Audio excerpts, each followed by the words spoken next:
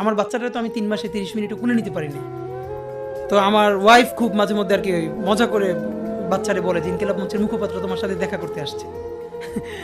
তো যেটা ব্যাপার ভাইয়া, তো আমার এই প্রথম মনে হলো কি যে আমি ভাইয়ারে বলি, ভাইয়া আল্লাহ যদি আমাকে নিয়ে যায় আমার বাচ্চাটার দিকে একটু খেয়াল রেখেন। এ দৃশ্য দেখে কলিজা ফেটে যাচ্ছে, সহ্য করা যাচ্ছে না।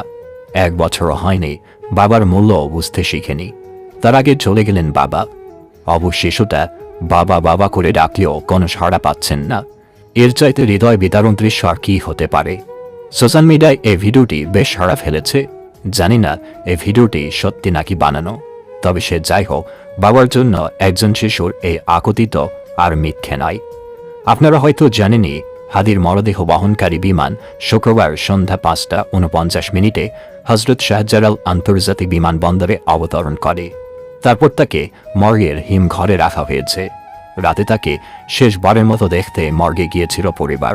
এ সময় তার এক বোনকে কেঁদে কেঁদে মর্গে ছুটতে দেখা যায়। এছাড়া আর কাউকে ক্যামেরার সামনে আসতে দেখা যায়নি। জানা গেছে বেলা 2:30টায় জাতীয় সংসদ ভবনের দক্ষিণ প্লাজায় শহীদ ওসমান হাদির জানাজা অনুষ্ঠিত হবে। শহীদ ওসমান হাদির জানাজায় অংশগ্রহণে আগ্রহীদের কোনো প্রকার ব্যাগ বা ভারী বস্তু বহন না করার জন্য বিশেষভাবে অনুরোধ জানিয়েছে অন্তর্বর্তী সরকার।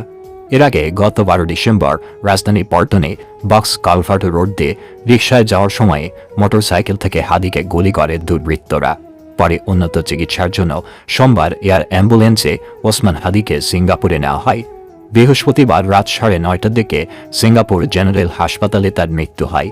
সর্বশেষ হাদির ছোট বোন মাসুমা হাদি বলেছেন, আমাদের লড়াই কিন্তু আটকেন না, এই লড়াই 200 বছরের লড়াই। ভারত আর আওয়ামী লীগ চায় নির্বাচন বানচাল করতে। নির্বাচন কোনোভাবে বানচাল করতে দেওয়া যাবে না। সন্ত্রাসীদের ক্ষমতায় আসতে দেওয়া যাবে না। ঝালকাঠির নলছিটি থেকে ঢাকার উদ্দেশ্যে রওনা দেওয়ার সময় সাংবাদিকদের তিনি এসব কথা বলেন। মাসুমা হাদি আরও বলেন, যে দলের হোক, যে জাতির হোক, আমাদের একটাই কথা, ইনসাফের বাংলাদেশ হতেই হবে। আমরা কোনো রাষ্ট্রের তাবেদারিতে থাকতে চাই না। আমরা মেরুদণ্ড সোজা করে বাঁচতে চাই। সমতার কথা জানিয়ে তিনি বলেন, এমন ইনসাফের বাংলাদেশ গড়তে চাই যেখানে একজন মন্ত্রীর সন্তান যে সুবিধা পাবে, একজন রিকশা চালকের সন্তানও একই সুবিধা পাবে। এ রাষ্ট্র কায়েম করতে হবে। তার মানে হাদির গোটা পরিবার রাজনৈতিক সচেতন। আরেক বন্ধু আরও ঝাঁঝালো বক্তব্য দিয়েছেন। তাকে হাদির আসনে নির্বাচন করার কথাও বলা হচ্ছে।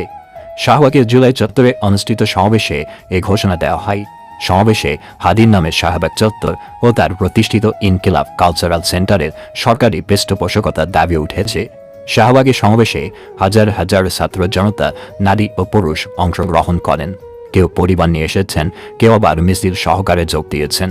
সমাবেশে উপস্থিত সুপ্রিম কোর্টের আইনজীবী SM শাহরিয়ার কবির বলেন, হাদির মৃত্যু কোনোভাবেই শেষ নয়। তিনি দেশের জন্য, মানুষের জন্য এবং আধিপত্যবাদের বিরুদ্ধে লড়াই করে শহীদ হয়েছেন। তিনি আরও যোগ করেন, আজ অনেক সুশীল লোক নানা কথা বলছেন, কিন্তু কুষ্টিয়ায় যখন মাহমুদুর রহমানের উপর হামলা হয়েছিল তখন তারা নীরব ছিলেন। তাই আজকের বাংলাদেশে সুশীলগিরি চলবে না। সরেজমিনে দেখা যায় রাজধানীর বিভিন্ন এলাকা থেকে ছাত্র জনতা শাহবাগে জড়ো হচ্ছেন। তাদের হাতে পতাকা, মুখে স্লোগান, ফ্যাসিবাদের কালো হাত ভেঙে দাও, গুড়িয়ে দাও। আওয়ামী লীগের আস্তানা এই বাংলায় হবে না।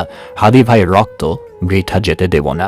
বিক্ষুব্ধ জনতা দৃঢ় প্রতিবাদ প্রকাশ করছে। যাত্রাবাড়ি থেকে আসা শিক্ষার্থী সোহেল বলেন, হাদির মতো দেশপ্রেমী ও সাহসী মানুষকে হারিয়ে আমরা গভীরভাবে শোকাহত। উল্লেখ্য, গতকাল রাতে হাদির মৃত্যুর সংবাদে রাজধানী ঢাকাসহ সারা দেশ উত্তাল হয়ে ওঠে। আপনারাও হাদির বোনকে নির্বাচনে চান কিনা জানাতে পারেন কমেন্টে, হা বা না লিখে। ধন্যবাদ।